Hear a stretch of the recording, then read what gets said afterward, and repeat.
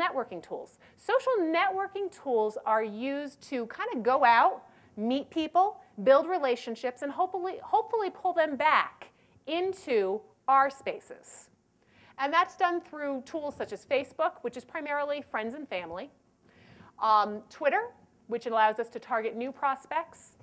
We've got LinkedIn. LinkedIn is a great tool for recruiting.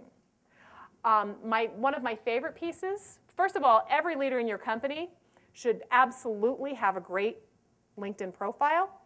And make sure there's lots of recommendations. Because if a field leader has a great profile that shows business experience, and then lots of recommendations from their downline saying how invested this person is in their personal growth and how amazing they are to work with, you know, you come to me and you say, I've got a great opportunity. I want you to work with me. I go home and I think about it. What's the first thing I'm going to do? I'm going to Google you. And one of the things that's going to come up is your LinkedIn profile. And if I see that suddenly all these people think you're the greatest thing since sliced bread, there's a reason that Amazon.com has customer recommendations of books. Because we're more likely to believe what other people say about you than what we say about ourselves. LinkedIn lets you do that. And then there's a bunch of niche-specific groups depending on your product line. For example, I work with Creative Memories, big scrapbooking. There's huge scrapbooking communities out there. Who knew? And there's lots of places that these folks congregate online. Great places to dig in, depending on what type of product line you have to offer. Then there is the monitoring piece. You need to know what's being said about you. How many of you have Google Alerts set up on your company name? Oh. Only like 5. OK, your homework tonight is to go to alerts.google.com and put in your company name. You need to know when your company's mentioned online, guys. It's important. You can also go to socialmention.com, socialmention.com, and you're going to put in there your company name. It'll search across a lot of pieces on the web and tell you what else is being said on Twitter and on blogs and lots of other places. You need to put in your company name. You need to set up alerts so you are informed of what's being said.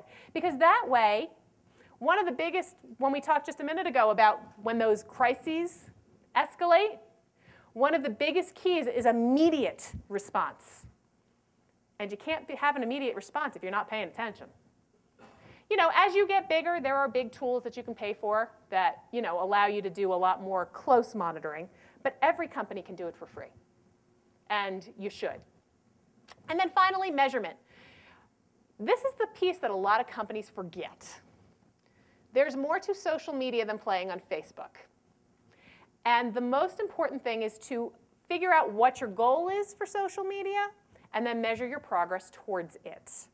And there are metrics that you can put into place based on what you're looking for. But anybody who works with you on social media and doesn't give you metrics to measure is not giving you good advice. You need to know how you are going to determine your success in social media. It's not just playing Farmville. So what are other companies in our industry doing? This is what I specialize in, helping companies put good things into place. So we're talking about blogs. A lot of them have company blogs going up now. And these are ways that you can provide content that distributors can pass along. It does help with search engine rankings if it's based on your company's site. Google loves fresh content. It does provide value. You want to set yourself up as that company that provides so much value, I must be associated with you. And a blog helps you do that. And when necessary, it does provide a place for the official corporate response. For example, one of my clients is Arbonne International, and they recently went through a debt restructuring. And believe me, there were plenty of people online who were having a field day with that. They're fine. Arbonne is fine. And they were very smart. They put into place a corporate blog where the official corporate response was. There was a video on there with the president saying, here's what's going on and why it's helpful for our company. And so any distributors that started to get a little worried or upset, because believe me, people were targeting them Oh, come work for my company. You don't want to be with that one anymore. It's going down. It's ugly out there. There was a place where they could go and get good information. Blogs are great for that. Facebook fan pages. Every company needs a Facebook fan page. You just have to these days.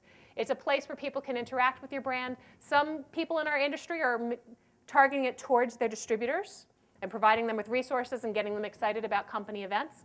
Others are direct to consumer. And depending on your goals, you can make those decisions.